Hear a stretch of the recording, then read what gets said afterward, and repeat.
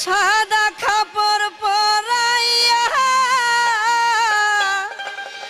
খাটের উপর শোয়াইয়া